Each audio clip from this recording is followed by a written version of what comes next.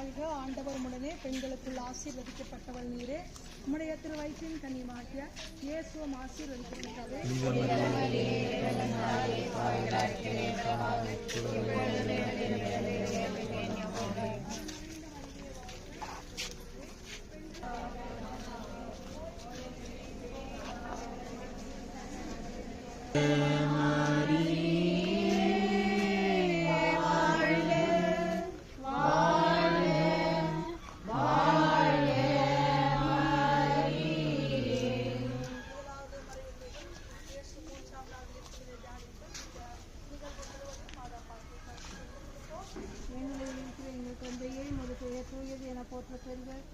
ஆட்சி வருக, உமது திருவுளம் விண்ணுலகில் நிறைவேறுவது போல மண்ணுலகிலும் நிறைவேறுக.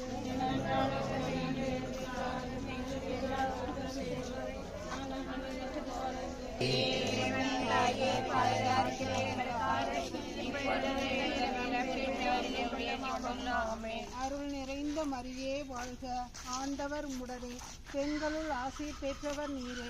உம்முடைய திருவயிற்றின் கனியாகிய இயேசுவும் ஆசீர் பெற்றவரே.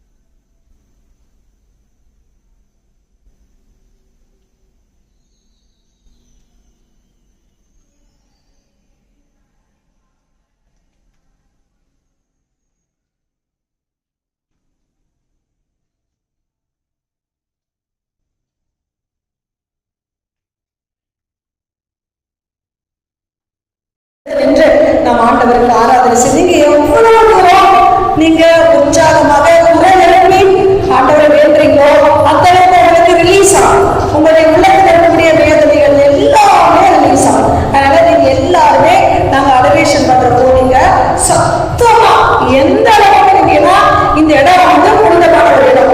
எவ்வளவு தொலைவில் இருந்து நம்ம இங்க வந்திருக்கிறோம். நம்ம என்ன வெறும் கையா போகக்கூடாது. நம்ம எப்படியாவது ஆண்டவத்துல பிடித்து நம்ம அந்த கேட்கப்பற்றி நாம் பெற்றுக்கொண்டுதான் செல்ல வேண்டும். எல்லாரும் உற்சாகமா ஹல்லேலூயா ஹல்லேலூயா ஹல்லேலூயா ஹல்லேலூயா ஹல்லேலூயா ஹல்லேலூயா ஹல்லேலூயா ஹல்லேலூயா சத்தமா சத்தமா நம்ம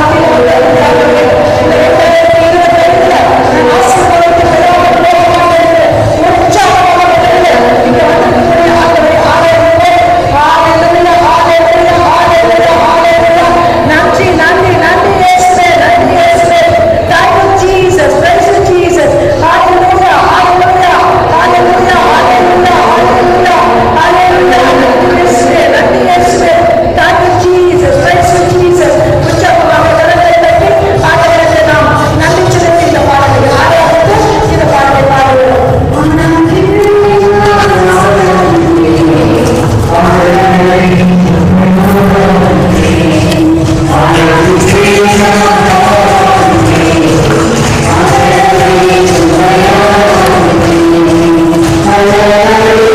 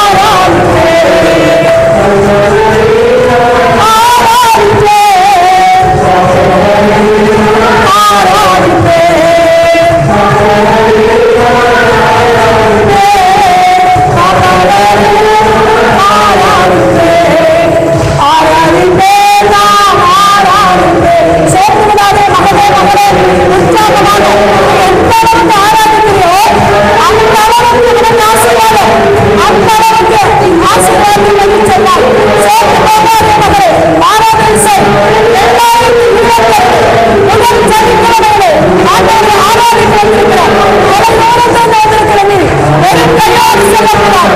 ஆராதிப்போம். கைகளை தட்டி நம் மத்தியில் இருக்கிற ராஜாதி ராஜன், தேவாதி தேவன், அவரை நாம் ஆராதிப்போம். ஆண்டவரே இயேசு, ஆராதிப்பேன்.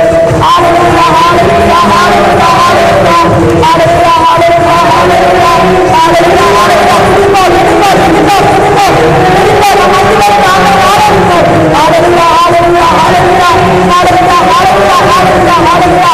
நன்றி, நன்றி, நன்றி. இயேசுவே, இயேசுவே, இயேசுவே, தாவீதின் மகனே, எங்கள் மத்தியில் இறங்கியிருக்கிறவரே, எங்களை ஆசீர்வதிக்க வந்திருக்கிறவரே, நன்றி, நன்றி, நன்றி. கரங்கள் தட்டி ஹல்லேலூயா, ஹல்லேலூயா சத்தமா இயேசுவே என்று குரல் எழுப்போம். இயேசுவே, மேக்ஸிமம் மேக்ஸிமம் சத்தத்தை கொடுங்க. இயேசுவே, இயேசுவே, ஹல்லேலூயா, ஹல்லேலூயா, ஹல்லேலூயா, ஹல்லேலூயா, ஹல்லேலூயா. இயேசுவே, இயேசுவே, இயேசுவே, இயேசுவே, இயேசுவே, இயேசுவே, இயேசுவே, ஹல்லேலூயா, ஹல்லேலூயா, ஹல்லேலூயா. நன்றி, நன்றி, நன்றி. ஹல்லேலூயா, ஹல்லேலூயா, ஹல்லேலூயா, ஹல்லேலூயா, ஹல்லேலூயா, ஹல்லேலூயா, ஹல்லேலூயா, ஹல்லேலூயா, ஹல்லேலூயா. இயேசுவே, தொடுங்க, தொடுங்க, தொடுங்க, தொடுங்க, தொடுங்க, தொடுங்க. வெறும் கையோட நம்பாதீங்க, வெறும் கையோட நம்பாதீங்க. நன்றி, நன்றி, நன்றி, நன்றி, நன்றி. ஹல்லேலூயா, ஹல்லேலூயா, ஹல்லேலூயா, ஹல்லேலூயா, ஹல்லேலூயா, ஹல்லேலூயா, ஹல்லேலூயா, ஹல்லேலூயா, ஹல்லேலூயா, ஹல்லேலூயா, ஹல்லேலூயா, ஹல்லேலூயா, ஹல்லேலூயா, ஹல்லேலூயா, ஹல்லேலூயா. நன்றி, நன்றி, நன்றி, நன்றி, நன்றி, நன்றி, நன்றி, நன்றி, நன்றி, நன்றி. ஹல்லேலூயா, ஆராதிப்பேன், ஆராதிப்பேன், ஆராதிப்பேன்,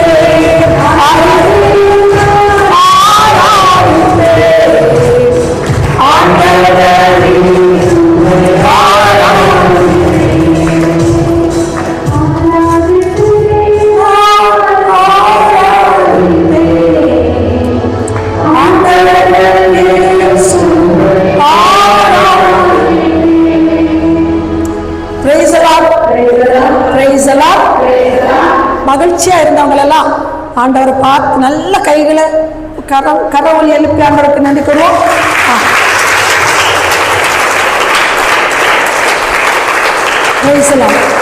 அப்படியே அமர்ந்து கொள்வோம், அப்படியே அமர்ந்து கொள்வோம். சகோதர சகோதரிகளே, இந்த இடம் புனிதமான இடம். இந்த இடத்துல நாங்கள் கிட்டத்தட்ட ஒரு 10 வருடங்களாக இந்த வழிபாடுகளை நடத்தி கொண்டிருக்கிறோம். பலர் நன்மைகளை பெற்று செல்லிருக்கிறாங்க. பலர், ஏராளம் பேர், அதை நமக்கு லிஸ்ட் போட்டால் முடியாது. இன்றைக்கு கூட சகோதர சகோதரிகள் வந்திருக்கீங்க. நிச்சயமாக நீங்கள் வெறுங்கையோடு போக ஆண்டவர் விட மாட்டார். ஏனென்றால் இன்றைக்கு ஆண்டவர் உங்களுக்கு நமக்கெல்லாம் சிந்திப்பதற்காக ஒரு ஒன்றை நமக்கு கொடுக்கிறார். அதாவது சிந்திப்பதற்கான ஒரு செய்தி என்ன அப்படின்னு சொன்னால், குடும்ப ஆசீர்வாதம்.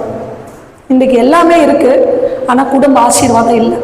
எல்லாருடைய மனங்களை பார்த்தா எல்லாரும் ரிட்ரீட்டுக்கு போகிறாங்க, எல்லாரும் பிரசங்கங்களை கேட்குறாங்க, எல்லாரும் திருப்பதிக்கு ஓடுன்றாங்க. இங்கே ஒருத்தங்க வராங்க ஓடுன்றாங்க, அங்கே ஒருத்தங்க செய்தி கொடுக்குறாங்க ஓடுன்றாங்க, முன்னாடி ஒருத்தங்க செய்தி கொடுக்குறாங்க ஓடுன்றாங்க, பின்னாடி ஒருத்தங்க செய்தி கொடுக்குறாங்க ஓடுன்றாங்க. எல்லா இடத்துக்கும் போகிறாங்க, ஆனால் மனசில் ஒரு சாட்டிஸ்ஃபேக்ஷன் இல்லை. கண்டிப்பாக தானே? கரெக்டா? எத்தனை பேர் அதை சொல்லுவோம்? மனசில் ஒரு மகிழ்ச்சி இல்லை, எதுமோ ஒன்றை இழந்தது மான்ற ஒரு நிலை. அந்த நிலைக்கெல்லாம் காரணம் என்ன? 3 தான். அந்த 3 நான் உங்களுக்கு சொல்ல போகிறேன். நச்சுன்னு சொன்ன மாதிரி 3 விஷயங்கள் அது இன்றைக்கு உலகத்தில் தடையாக இருக்குது. என்னுடைய ஆசீர்வாதத்திற்கு, என்னுடைய குடும்பத்தினுடைய ஆசீர்வாதத்திற்கு எது தடையாக இருக்கிறது? முதலாவது, நல்ல பாவ சங்கீதனம் செய்ய சாத்தான் விட மாட்டேங்கிறான். நான் ரொம்ப ஆசையாக போய் பாவ சங்கீதனம் செய்யணும், தயாரிப்பு செய்யணும் அப்படின்னு நான் நினைப்பேன். ஆனால் சாத்தா ஏதாவது ஒரு இடத்துல தடையை பண்ணிடுவான். உதாரணமாக சொல்ல போனால், இன்றைக்கு இந்த முதல் சனிக்கிழமை பக்தி முயற்சியை நாங்கள் நடத்துவதற்கு, உங்களுக்கெல்லாம் தெரியாது, முதல் சனிக்கிழமைங்கிறது எவ்வளோ ஒரு பவரானது உங்களுக்கு தெரியாது. தெரிஞ்சிருந்தா இன்றைக்கு இவ்வளோ கூட்டம் இருக்காது, இன்னும் எக்கச்சக்கமான கூட்டம் வந்திருப்பாங்க. ஏன்னா முதல் சனிக்கிழமைய மாதாமா பாத்திமா காட்சிகளில் மிகப்பெரிய ஒரு பவராக சொல்கிறாங்க. அதை நடத்த சாத்தான் விட மாட்டான். எத்தனை தடைகள், எங்கள் அக்கா கிட்ட கேட்டால் தெரியும், எவ்வளவு தடைகள், பயங்கரமான தடைகள் மத்தியில் இத்தனை பேரை ஆண்டவர் இன்னைக்கு கொண்டு வந்திருக்காங்கன்னா உங்களுக்கு ஆசீர்வதிக்காமல் கண்டிப்பாக விட மாட்டார். ஏன்னா இன்னைக்கு கொடுக்கக்கூடிய டாபிக் அதை தான் சொல்கிறார், குடும்பத்துக்கு ஆசீர்வாதம் எது தடையாக இருக்குது அப்படின்னு சொல்லி. அப்போ முதலாவதாக நான் சொன்னது, சாத்தா என்ன தடை பண்ணுறா அப்படின்னா, ஒரு நல்ல பாவ அறிக்கை செய்ய விட மாட்டான். இது நான் சொல்லல, பைபிள்ல நமக்கு மிக அற்புதமாக சொல்லுகிறது. முதல்ல நல்ல பாவ அறிக்கை செஞ்சா என்ன இருக்கும், ஆண்டவர் என்ன செய்வாரு அப்படின்றது ஏசாயா புத்தகம். நீங்களும் டக்கு டக்குன்னு பைபிள் வார்த்தைகள் எடுங்க, உள்ளத்துல எழுதி வைத்துக் கொள்ளுங்க, ஒரு நோட்ல எழுதிட்டு போங்க. 4 பேருக்கு இதை சொல்லணும் இந்த செய்தியை, சரிங்களா? Praise the Lord. ஏசாயா புத்தகம் 38வது அதிகாரம் 17வது இறை வார்த்தை. ஏசாயா புத்தகம் 37. என் மனக்கசப்பு மீது அனுபவத்தை நலமாக மாற்றினேன்.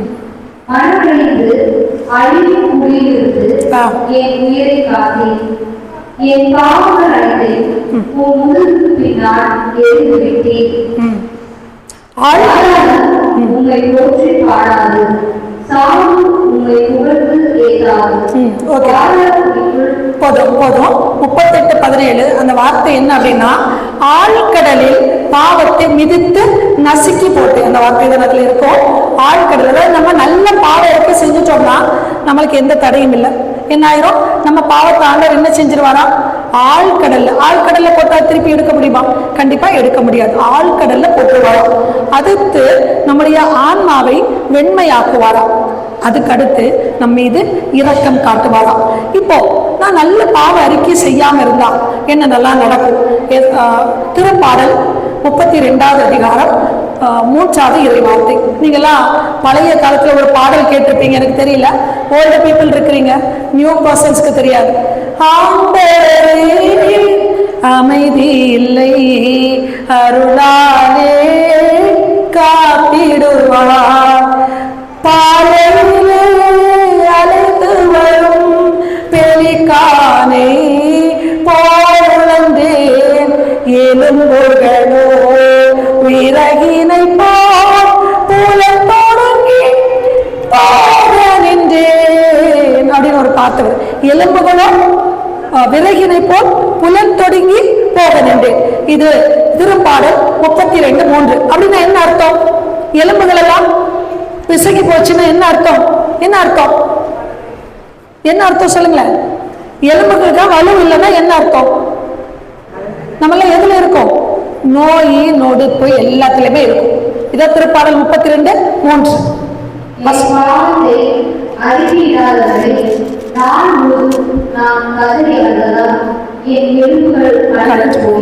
பாருங்க, அப்ப நோய் எல்லாத்துக்குமே நோய். இங்க நோய் இல்லாத யாராவது கை தூக்க சொன்னா யாருமே தூக்க முடியாது. எல்லாருமே இன்னைக்கு நோயினால் அவதிப்படுறாங்க. ஏன்னா நல்ல பாவ அறிக்கை செய்யவில்லை. அடுத்து பாருங்க, உறவுகள் அச்சு போகும். நல்ல பாவ அறிக்கை செய்யலனா உறவுகள். இங்க வந்திருக்க எல்லாத்துக்கிட்டே ஒரு கொஸ்டின், எல்லா உறவுகள்கிட்டையும் நீங்க பேசுறீங்களா? இந்த கிறிஸ்துமஸ் புத்தாண்டுல எல்லா உறவுகளுக்கும் நீங்க வாழ்த்து சொன்னீங்களா? அப்ப எப்படி நம்ம நன்மை எடுக்கலாம்? நன்மை எப்படி எடுக்கணும்னு சொல்றாங்க அப்படின்னா, டெய்லி பூசைக்கு போறதா இருந்தா டெய்லி பாவ சங்கீதம் செஞ்சுட்டு நன்மை எடுக்கணுமா? நீ வாரம் பூசைக்கு போகணும்னா, ஞாயிற்றுக்கிழமை மட்டும் போகணும்னா ஞாயிற்றுக்கிழமை பாவ சங்கீதம் பண்ணிட்டு தான் நன்மை வாங்கணுமா? அடுத்து பாருங்க, அடுத்து கடைசி சொல்றாங்க, நீ ஒரு மாசம் தான் பூசைக்கு போற, முதல் சனிக்கிழமையோ முதல் இதோ போகணும்னா அந்த ஒரு நாளும் பாவ சங்கீதம் பண்ணாம நீ நன்மை வாங்கக்கூடாது. அதனால இப்ப பாவ சங்கீதம் பண்ணாம நன்மை வாங்குறதுனால என்ன நடக்குது? எல்லாருமே பாவ நிலையில வாங்குறதுனால இன்னைக்கு எல்லாருக்குமே நோய். அதுதான் எலும்புகள்னு சொல்றாங்க. நாங்க கொஞ்ச காலத்துக்கு முன்பாக ஒரு ரிட்ரீட்ல ஒரு இளைஞர், அவர் மாதா கூட இருந்துட்டு இருக்கிறாங்க. இன்னைக்கு பெரம்பூர்ல இருக்காங்க. அந்த தம்பியோடைய பேர், ஒரு இளைஞன், அந்த தம்பியோட பேர் ஆல்வின் அப்படின்னு சொல்லி, இது ஏற்கனவே நான் சொல்லியிருக்கிறேன். அந்த ஆல்வின் என்ன பண்றாரு அப்படின்னா, மாதா அவங்களுக்கு காட்சி கொடுத்துட்டே இருப்பாங்க. மாதா அவங்களுக்கு கூடவே இருக்கிறாங்க. அப்ப மாதா இந்த தம்பிக்கு என்ன வெளிப்படுத்தினார் அப்படின்னா, இப்போ நீ இந்த ஒரு ஆலயத்துக்கு கூட்டிட்டு போனாங்க. அங்க மொத்தம் 200 பேர் கிட்டத்தட்ட இருந்திருக்காங்க. 200 பேர் நன்மை வாங்குறாங்க. அப்ப இந்த தம்பிகிட்ட மாதா அவன்கிட்ட காமிச்சிட்டே இருக்காங்க, நீ இதை வெளிப்படுத்தாத, ஆனா நீ பாரு என்ன நடக்குதுன்னு பாரு அப்படி. இன்னைக்கு கூட நம்ம எத்தனை பேர் அதை செஞ்சோம் நமக்கு தெரியல. தங்கச்சி, நற்கரை முன்பாடி ஒழுங்காக உட்காரணும், ஒழுங்காக அமரணும், ரொம்ப ரொம்ப முக்கியமானது. இப்ப இவரை நன்மை வாங்க வாங்க வாங்க ஒவ்வொரு ஆட்டையா காமிச்சு கொடுத்துட்டே இருக்காங்க.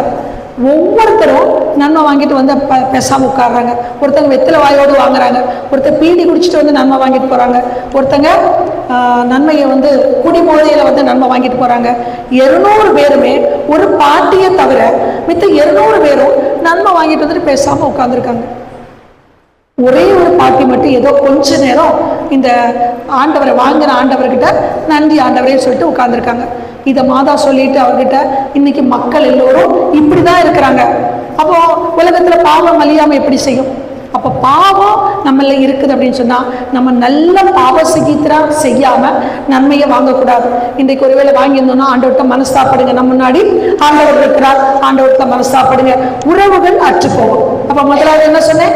எலும்புகள் கலந்து போயிடும், உறவுகள் அற்று போகும். அடுத்து மூன்றாவது, எதுவுமே நமக்கு நடக்காது, எல்லாம் சொதப்பும்.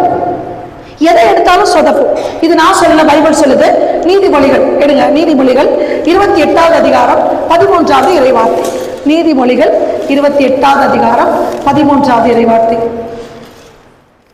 Praise the Lord. Praise the Lord. Praise the Lord. Praise the Lord.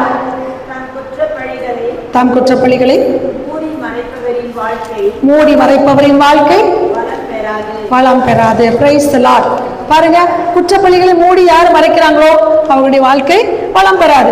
எதை எடுத்தாலும் அவங்களுக்கு பிளாக். திருமணம் பிளாக், குழந்தை வரம் பிளாக், ஏகப்பட்ட வேலை கிடைக்காது, வீடு எல்லாம் பிளாக், எல்லாமே சொதப்பம் என்று ஆண்டவர் சொல்றார். அடுத்து பாருங்க, முக்கியமான ஒன்று, அதாவது நம்முடைய வாழ்க்கையில சீராக் புத்தகம் 4வது அதிகாரம் 26வது இறைவார்த்தை மிக அற்புதமாக சொல்லுகிறது. சீராக் புத்தகம் 4வது அதிகாரம் 26வது இறைவார்த்தை மிக அற்புதமாக சொல்லுகிறது. Praise the Lord. Praise the Lord. உன் பாவங்களை அறிக்கையிட வெட்கப்படாது. போதுமா? உன் பாவங்களை அறிக்கையிட வெட்கப்படாது. ஏன் அறிக்கையிட வெட்கப்படாதுன்னா அடுத்தது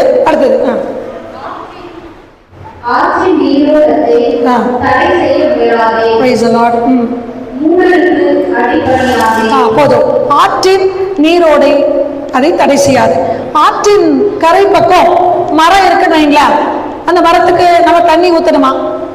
அங்கே என்ன, அது நீரோட பக்கத்தில் தான் மரம் இருக்கு. அப்ப அந்த மரத்துக்கு தண்ணி எங்கேன்னு வரும்? அந்த நீரோட்டம் அழகா போயிட்டு இருக்கும். அப்ப அது என்ன கொடுக்கும்? ஆற்றின் ஓரத்துல மரம் இருக்குன்னா நீரோடை அழகா அங்க வந்துட்டு இருக்கும். அப்ப அது என்ன கொடுக்கும்? கனி கொடுக்கும். அது மிக அற்புதமான கனிகளை கொடுக்கும். திடீர்னு அந்த நீரோட்டம் நின்றுட்டு வச்சுக்கோங்களேன், அப்ப அந்த கனி கிடைக்குமா? நமக்கு அந்த கனி கிடைக்காது. அந்த கனி ஸ்டாப் ஆயிடும், ஏன்னா நீரோட்டம் ஸ்டாப் ஆயிடும். இதே போலதான் நம்முடைய வாழ்க்கையிலும் நம்ம பாவ அறிக்கை, உடைந்த பாவ அறிக்கை செய்யறதுக்கு வெட்கப்பட்டோம் அப்படின்னா நம்முடைய வாழ்வு வளம் பெறாது. அப்ப வாழ்வு அது ஒரு தடையாகும். அப்ப நம்ம என்னெல்லாம் பார்த்தோம்? ஃபர்ஸ்ட், எலும்புகள் கலைஞ்சு போயிடும். ரெண்டாவது, உறவுகள் அற்று போகும். மூன்றாவது என்ன சொன்னோம்? நீ வெட்கப்படாதே, உன் வாழ்வுல வளம் பெறாம மாறிவிடும். அடுத்து கடைசி பாருங்க, இந்த உலகத்துல நம்மள கடவுள் எதுக்காக படிச்சாரு? நிலை வாழ்வை கொடுப்பதற்காக. அப்போ நீ பாவத்தை மறைத்து வைத்தால் எதை இழந்து விடுவாய்? நிலை வாழ்வு கிடைக்காது. ரோமையருக்கு எழுதிய புத்தகம் 6வது அதிகாரம் 26வது இறைவார்த்தை. ரோமையருக்கு எழுதிய புத்தகம் 6வது அதிகாரம் 26வது இறைவார்த்தை. Praise the Lord. ரோமையருக்கு எழுதிய புத்தகம் 6வது அதிகாரம் 26வது இறைவார்த்தை. பாவத்தை மறைத்து வைத்தால் நிலை வாழ்வு நமக்கு கிடைக்காது. இது நான் சொல்லல, வேத புத்தகம் பைபிள் சொல்லுகிறது.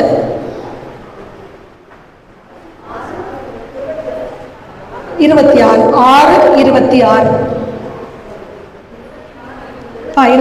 ஓகே, பாவத்தை நானே சொல்லிக்கிறேன். பாவத்தை மறைத்து வைத்தால் நிலை வாழ்வு கிடையாது என்று வேத புத்தகம் சொல்லுகிறது. அப்போ நம்ம பாவ அறிக்கை ப்ராப்பரா செய்யல, உடைந்த பாவ அறிக்கை செய்யலைன்னா என்னெல்லாம் நமக்கு கிடைக்காது? உறவுகள் அற்று போகும். அடுத்து நிலை வாழ்வு கிடைக்காது, எலும்புகள் கலந்து போகும், நோய் நமக்கு வந்துடும், வாழ்வே நமக்கு எல்லாமே சொதப்பும். நமக்கு நன்மை வர்றது தடைப்பட்டு போகும். இது அவ்வளோ பாவ அறிக்கை செய்யலாம். அப்போ என்னுடைய குடும்பத்திற்கு ஆசீர்வாதம் வராமல் இருப்பதற்கான முதல் காரியம் எது? இந்த சைட்ல இருந்து சத்தமே இல்லை, எல்லாரும் தூங்குறீங்க. ஆண்டவர் பக்கத்துல இருந்துட்டு நீங்க தூங்கக்கூடாது. குடும்ப ஆசீர்வாதத்திற்கு முதல் தடை என்ன? நல்ல பாவ அறிக்கை இல்லை, நல்ல பாவம். எல்லாருமே இன்னைக்கு பாவ அறிக்கை செஞ்சிருப்போம். ஆனா உடைஞ்ச பாவ அறிக்கைன்னா என்ன? இதுக்கு நான் ஒரு அடுத்த தடைக்கு பற்றி உதாரணம் சொல்றேன். ரெண்டாவது தடை என்ன அப்படின்னு சொன்னா, வெறுப்பு, வைராக்கியம், மனத்தாங்கல், அடுத்து மன்னிக்க முடியாத தன்மை. இதெல்லாம் யார் கொண்டு வந்துருவான்? சாத்தான் கொண்டு வரான். ஃபர்ஸ்ட் நல்ல பாவரிக்கை செய்ய விட மாட்டான்.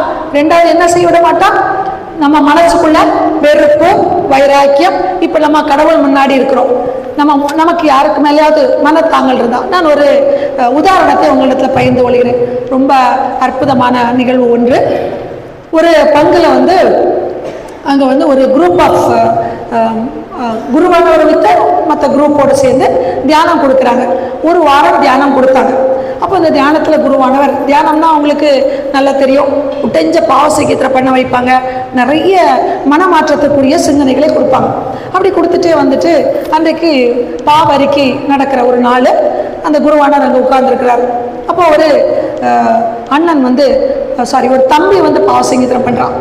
அந்த பாவசங்கீத்திரம் பண்ணும்போது அந்த தம்பி சொல்கிறான், அந்த தம்பி அந்த ஃபாதர்கிட்ட அறிக்கையிடுறான், என்னுடைய அண்ணன், அதாவது நானும் என்னுடைய அண்ணனும் எங்களுக்கு ஏராளமான சொத்துக்கள் உண்டு. சொத்து தகராறுனால என்னுடைய அண்ணன் பாருங்க என் கையை வெட்டி விட்டான். நான் ஒற்றை கையனாக வந்திருக்கிறேன். இப்போ நீங்க பாவசங்கீத்திரம், உடைஞ்ச பாவசங்கீதம் பண்ண சொல்றீங்க. நான் கேட்பது, இந்த அண்ணனை நான் என்ன செய்ய வேண்டும்? நீங்களா இருந்து என்ன செய்வீங்க? நாம சாதாரண மனிதர்களா இருந்து என்ன செய்வோம்? கண்டிப்பா பாவசங்கீத்திரம் மேல பண்ண போக மாட்டோம். வெறுப்போம், வைராக்கியம், மன்னிக்க முடியாத தன்மையா இருக்கும். அப்போ ஈவன் ஃபாதர் இந்த மாதிரி தான் ஏதாவது ஒரு ஆன்சர் நமக்கு சொல்லுவார். சொல்லிட்டு ஃபாதர்கிட்ட சொல்லுனேன், ஃபாதர் என்ன சொல்லியிருப்பார்? இது தியான பிரசங்கம் இல்லையா? அதனால் ஃபாதர் என்ன சொன்னார், நீ ஓடி போய் உங்கள் அண்ணனை நான் மன்னிச்சேன் என்று சொல்லு, மனப்பூர்வமாக அடி மனதிலிருந்து நான் மன்னித்தேன் என்று சொல்லு அப்படின்னு சொன்னோன்னே இவனுக்கு பயங்கர கோபம். அந்த இடத்துலேருந்து வெளியில் வந்துட்டார். எப்படி என்னைய வெட்டின என் அண்ணனை நான் எப்படி மன்னிக்க முடியும்? அதனால் நான் வரமாட்டேன்னு சொல்லிட்டு வீட்டில் இருக்கும்போது அவனுக்குள்ள தூய ஆவியினுடைய செயல்பாடுகள் அவனை செயல்படுத்த ஆரம்பிச்சது. ஏன்னா இந்த 5 நாளும் தியான பிரசங்கத்தில் அட்டன் பண்ணினால. அப்போ வீட்டுக்கு போய் அவனுக்கு மனசுக்கு ரொம்ப கஷ்டமாக இருந்துச்சு. திருப்பி அந்த ஃபாதர்கிட்ட வந்தான். அப்போ ஃபாதர் உனக்காக நான் ஜெபித்து கொண்டிருக்கிறேன், நிச்சயமாக நீ மன்னித்தால்தான் உனக்கு எல்லாமே நல்லா இதாக கிடைக்கும் என்று ஃபாதர் அவர்கிட்ட சொல்லிட்டார். அப்போ இவர் நேர போனார். கஷ்டமாக இருந்தாலும் ஃபாதர் நமக்கு ஆசீர்வாதம் தருவார் என்று சொல்லியிருக்கிறாங்க. அதனால் நம்ம இதை மன்னிக்க போகலான்னு சொல்லி தன்னை வெட்டின கையை எடுத்த தன் அண்ணனை நேராக வீட்டுக்கு போய் அவர்கிட்ட ஓடி சென்று, அண்ணா நான் தெரியாமல் செய்துவிட்டேன். செஞ்சது யாரு? அண்ணன். ஆனால் இவர் போய் சொல்கிறார், நான் தெரியாமல் செய்திருந்தேன், உங்களை செய்துவிட்டேன், உங்களை ஏதாவது நான் இன்னும் காயப்படுத்தியிருந்தால் என்னை தயவு செய்து மன்னித்து விடுங்கள் என்று சொல்லி கட்டி பிடித்தாராம். அண்ணன் அப்படியே கண்ணீரோட, அண்ணனுக்கு தாரை தாரையாக கண்ணீர் ஏனால் இந்த ஃபாதர் ஜெபித்ததுனாலையும் இவர் மனமாற்றத்தை கொடுத்ததுனாலும் அண்ணனுடைய மனது மாறியது. இருவரும் ஒன்றாக சேர்ந்து தங்களுடைய சொத்துக்களை இருவருமாக பகிர்ந்து கொண்டு இன்றைக்கு ஒரு நல்ல அண்ணனும் தம்பியாக வாழ்றாங்க. இப்போ ஆண்டவர் முன்னாடி உட்கார்ந்துருக்கிற என் சகோதரனே சகோதரி, இதே கொஸ்டினை ஆண்டவர் இப்போ நம்மகிட்ட கேட்கிறார். நமக்கு ரொம்ப வெறுப்பான ஒரு பர்சனை நம்ம மனசுல நினைச்சுக்கிறோம். இன்றைக்கு ஆசீர்வாதத்தை வேண்டும் என்று வந்திருக்கோம் இல்லையா? ஆசீர்வாதம் எனக்கு வேண்டும் என்று வந்திருக்கிற சகோதரியே, இன்றைக்கு இந்த நற்கரணை வழியாக அல்லது என் மூலமாக ஆண்டவர் பேசுகிறார். என்ன பேசுகிறார் அப்படின்னு சொன்னா, உன்னுடைய ஆசீர்வாதத்திற்கு 2வது தடை என்ன அப்படின்னு சொன்னா, வெறுப்பு, வைராக்கியம், மன்னிக்க முடியாத தன்மை. நமக்குள்ள யாருக்காவது இந்த ஒரு தன்மை இருந்தது அப்படின்னு சொன்னா, இந்த இடத்துல நம்ம விட்டுட்டு மன்னிப்பு வாங்கிட்டு போனோம்னா ஆசீர்வாதம் நம்மளை கடந்து வரும். இது 2வது. 3வது ரொம்ப ரொம்ப ரொம்ப முக்கியமானது, நம்ம எல்லாருக்கும் தேவையானது என்ன அப்படின்னு சொன்னா, குடும்ப ஜெபமாலை. இதையும் செய்யறதுக்கு சாத்தா விட மாட்டான். எத்தனை பேர் குடும்ப ஜெபமாலை செய்யறோம்? எத்தனை பேர் குடும்ப ஜெபமாலை செய்யறோம்? பரவாயில்ல, ஒரு 5 பேராவது 6 பேராவது இருக்கிறாங்க. குடும்ப ஜெபமாலை செய்வதற்கு இன்றைக்கு சாத்தா விட மாட்டோம். இந்த 3 தடைகளையும் இன்றைக்கு திருச்சபையானது, அதாவது ஒரு குரு